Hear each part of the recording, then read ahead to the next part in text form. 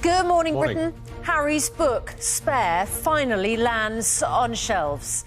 Sales of his memoir may rocket, but his popularity in the polls plummets.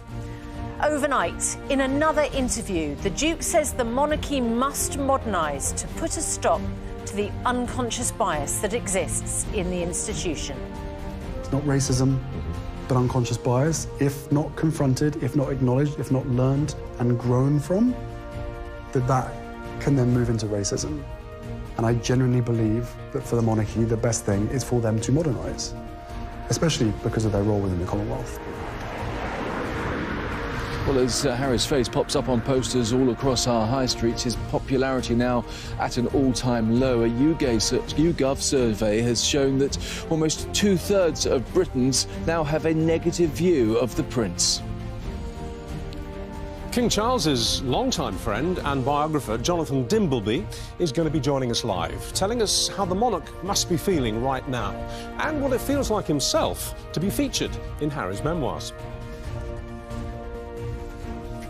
What goes up must come down. This was supposed to be the giant leap forward for the UK.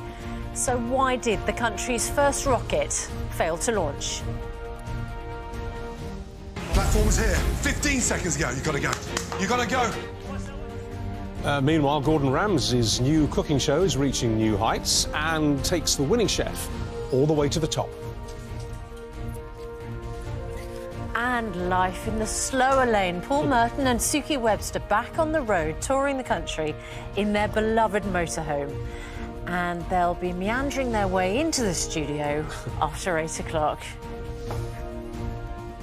A miserable day of weather ahead. Cloudy, wet and windy, but at least it's mild. I'll have all the details of that and more coming up. Oh, Good Morning Britain. Tuesday, 10th of January, 2023. Live from Television Centre in London. This is Good Morning Britain with Susanna Reid and Richard Madeley.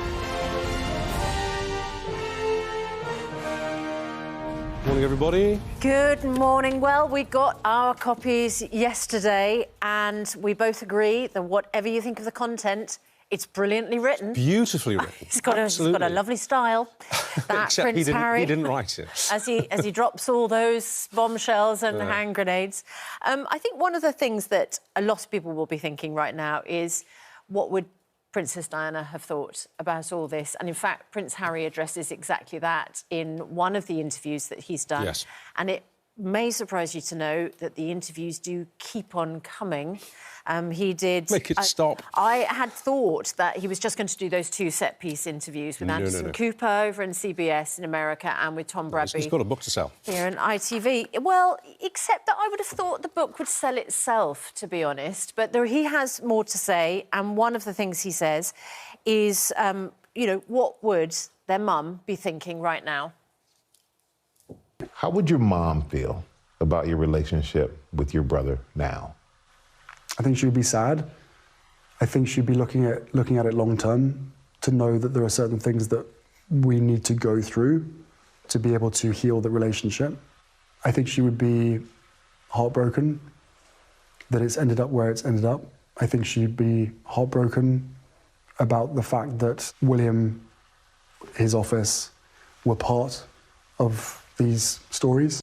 I think she would see it, though, as part of a fairly recent tradition of people in the royal family or attached to the royal family telling their stories. I mean, obviously, Prince Charles told his story to Jonathan Dimbleby, who'll be joining us later, and famously, extraordinarily, and it took the world by the ears, Prince Charles admitted that he had an affair during his marriage. That, in turn, led to Diana's decision to give the interview to Martin Bashir, let alone the book that Morton wrote, which everybody thought when Morton wrote that book was kind of a made-up tabloid expose. It wasn't at all. I mean, Diana read the proofs of that book. So it started a tradition, and I think maybe she would at least understand that. And at least Harry was putting his own name to the book rather than having it sort of written anonymously. There's absolutely no doubt who is behind this book.